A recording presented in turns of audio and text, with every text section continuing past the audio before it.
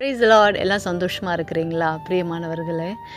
நம்ம வாழ்க்கையில் சில காரியங்கள் நடக்கும்போது நம்மளால் அது ஏற்றுக்கொள்ள முடியாத நம்ம தடுமாறுறோம், இடிந்து போய் உட்காந்துடுறோம், சோர்ந்து போகிறோம். ஏன் எனக்கு இப்படி மட்டும் ஆச்சு, ஏன் எனக்கு மட்டும் இப்படி ஆச்சு, நான் நல்லது தானே பண்ணேன், நான் எந்த ஒரு தவறும் செய்யலையே, ஏன் எனக்கு மட்டும் எல்லாமே எதிர்மறையாக நடக்குது அப்படின்னு நீங்கள் கலங்கி கொண்டு இருக்கலாம். ஆண்டவர் உங்களோடு இடைப்பட்டு கொண்டு இருக்கிறார். சில குடும்பத்தில் பார்த்தீங்க அப்படின்னா தொடர்ந்து குழந்தை இல்லாத ஒவ்வொரு ஜென்ரேஷனில் இருக்கிறவங்களுக்கும் குழந்தை இல்லாத வரலாம்.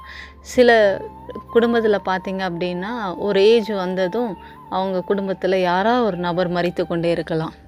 இது ஒரு விதமான சாபமாக கூட இருக்கலாம். பிரியமானவர்களே, இன்றைக்கு ஆண்டவர் அந்த சாபத்தை உங்கள் குடும்பத்திற்கு எப்பேற்பட்ட சாபமாக இருந்தாலும் ஆண்டவராகிய இயேசு கிறிஸ்து அது சிலுவையிலே அந்த சாபத்தை தான் ஏற்றுக்கொண்டார் என்பதை நீங்கள் விசுவசிங்க.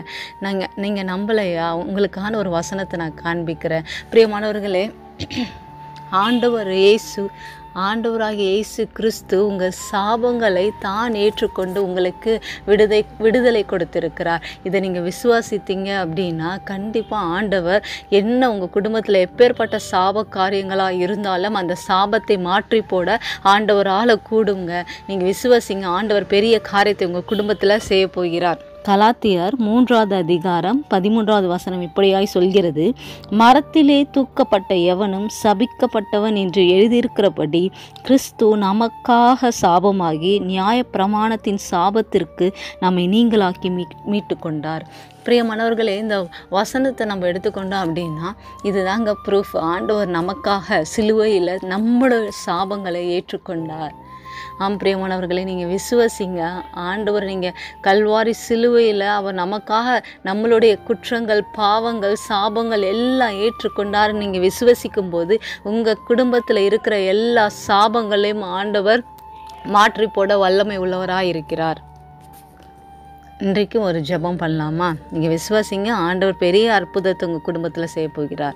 அன்பின் ஆண்டவரே, அப்பா, யூடியூப் மூலமாக இணைந்து ஜெபிக்கிற ஒவ்வொரு சகோதர சகோதரிகளும் இப்படி கருத்தில் ஒப்பு கொடுக்குற ராஜா. ஆண்டவரே, ஏன் எனக்கு மட்டும் இப்படி ஆகுது?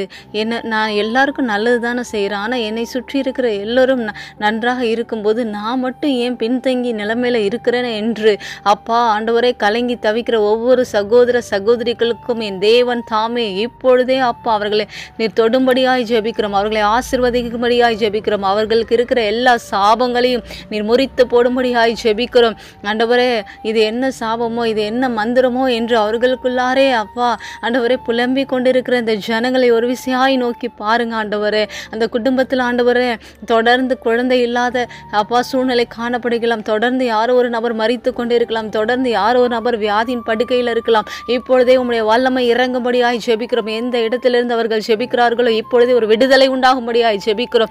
ஆவியானவர் கரம் அவர்களை தொட்டு சாபங்கள், மந்திரவாதங்கள், பில்லி சூனியங்கள், ஏவல்கள் எதுவாயிருந்தாலும் அந்த சிலுவையை அவர்கள் நோக்கி பார்க்கும்போது இன்றைக்கு அவர்கள் வாழ்க்கையில் அவர்கள் குடும்பத்தில் ஒரு தனி நபருக்கு ஒரு விடுதலை தந்து கொண்டு இருப்பதற்காக உமக்கு நன்றி செலுத்துகிறோம்.